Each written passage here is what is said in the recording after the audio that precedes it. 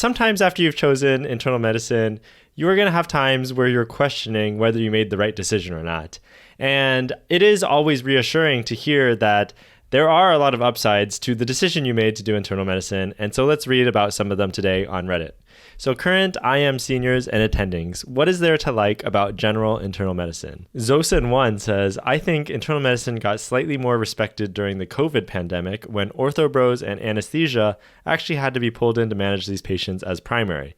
People finally realize the work IM has to go through and it's not just a pan-consult service. Hitbox of a Snail says, I like being the one that knows what to do about everything and make sure the patient isn't being mismanaged by everyone else. Sure, neurologists know everything about the brain, but then they transfer their patients to our service and they are on some really stupid antihypertensive regimen like amlodipine 5 and hydralazine IV PRN. Cardiologists are amazing at heart stuff, but then I get their patients and their glycemic control for the past week has been 300 plus because they're on glipizide and sensitive sliding scale and that's it. I mean, I don't know about prestige, but IM physicians are the only ones in the hospital actually taking care of the patient holistically. You will be an expert in adult medicine. You will be able to deal with complex medical conditions no other specialties can deal with. You might hear from surgeons or certain subspecialties saying how they can do your job too, but when it becomes complex, they immediately want your help because adult medicine is difficult. In fact, it takes deep understanding of pathophysiology and critical thinking to make good diagnosis. Without an accurate diagnosis, every single treatment falls apart. A lot of the time, all the fancy treatments rely on the diagnosis you make. The joke about admit to medicine is not humiliating, but actually a highlight about the reliance from other specialties on us to deal with complex medical conditions. You are the quarterback of medicine. For me personally, I definitely like that quarterback of medicine feel because I like feeling like I'm coordinating all the care for the patient. And I also do like that as the internist, a lot of times you might be the first person to make the diagnosis. In the ED, sometimes they can make some diagnoses there, but really a lot of the time they're just kind of getting the initial workup started. And then as the hospitalist, you're going to be making the primary diagnosis a lot of the time, and then you consult the subspecialist for further management. But at that time, a lot of the workup has already been done. And so I feel like you play like such a huge role in the patient's care and the overall course that the patient's going to have in the hospital. And so being that quarterback, being that initial person to make the right diagnosis and get the right people involved is a really important job in my opinion, and something that I feel like is a really fun part about general internal medicine. Unfortunately, many don't understand the importance of internal medicine and think that mid-levels can just pan-consult specialists. However, it results in care being fractionated, overutilization of tests and treatments, and explosion in healthcare costs. Contrary to popular beliefs, I think medicine is one of the specialties that should not be practiced by mid-level at all. It's too complex. I honestly really agree with that. In terms of resident, like academic level patients, it is so complex. These patients have so many different medical issues going on all at once that I don't think it is appropriate for mid-level care. In terms of, the run-of-the-mill patients that come in with one or two problems and they're very straightforward, I think mid-levels can probably take care of that. But these patients that come in, we're keeping people alive so long now, and they have such prolonged hospital stays and prior medical courses that really take a lot of time to really figure out, everything that's going on with the patient.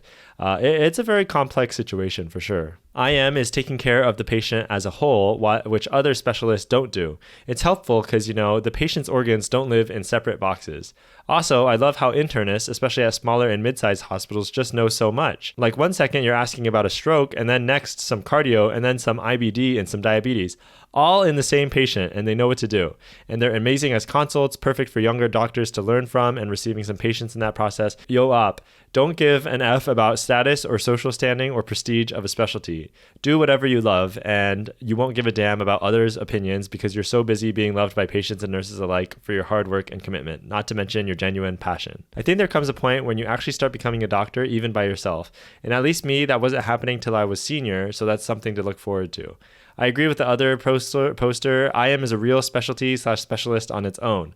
We know stuff that others don't, even in general internal medicine. Our obnoxious workups that everybody else laughs at suddenly become important because no other specialty can figure out how to diagnose these zebras. All that time on wards and subspecialty rotations eventually builds you into a well-rounded physician.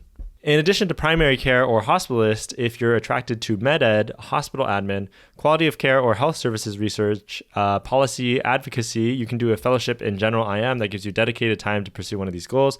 This way you can specialize in a facet of IM without doing one of the clinical subspecialties. Yeah, I love how flexible general internal medicine is. And even though you are an internist and you aren't, specifically specialized in one specific area, you are able to kind of cater your practice towards different things. Like we have one guy at our outpatient clinic who is basically the sports medicine guy. Like even without doing formal training in something, you could make yourself the kind of specialist in one area or another, or you can get involved in non-clinical things like medical education, which is something I'm very interested in, or quality improvement, research, things like that. And this isn't to crap on other specialties, because every specialty I think has so much value to bring to the hospital system. I think it's just something that people in internal medicine do address a lot. And it's not, I could see that it comes across as this defensive mechanism, like, oh, wow, we're defending our own specialty because, people think we suck, and we got to make sure people actually appreciate us and stuff like that. And I think there is an element to that. I think there is a little bit of ego that comes into play because other people think that IM doctors are really like bad and like stupid and stuff like that. But I think the best internal medicine doctors know so much, and they really can make the best care plans available for the patients. And the reason that this is a big topic for people who are choosing internal medicine is because it's something that's consistently brought up to them all the time. It's like, hey man, why aren't you specializing? You sure you just want to be doing like dumb general internal medicine stuff? And like people are saying, oh, the status and the prestige of general internal medicine is really bad, and you should never do that. Only like people who like fail at life do general internal medicine. Like that. These are sentiments that are expressed online and in the real world. And a lot of times people will look down at people who don't choose to specialize. I think this is a thing that's changing recently in terms of the culture.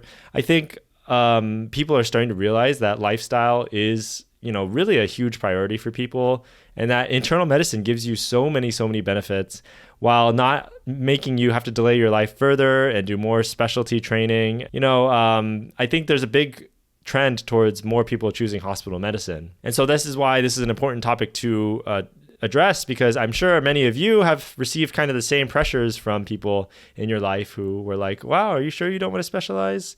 Nobody respects internal medicine doctors, stuff like that. But truly, you get to do so much as a general internist, and I think it's going to be an awesome career. I'm really excited for it. And reading other people's experiences and their excitement for general internal medicine does help me feel more confident in my decision, and also just like happier in general, because it honestly seems like a great gig. So if you are feeling down about doing internal medicine, just know that there are a lot of really great things about internal medicine, and you should not feel like you are putting yourself down or you are a failure because you're like not specializing further. Honestly, you are the best person to make decisions for yourself. And there are so many pros about doing hospital medicine or general internal medicine. And so hopefully this gives you a bit of a better perspective on that. Hope you found this video useful. I'd love to hear what your thoughts and comments are down in the comments below. Thanks again for watching. I'll see you in the next one, and peace.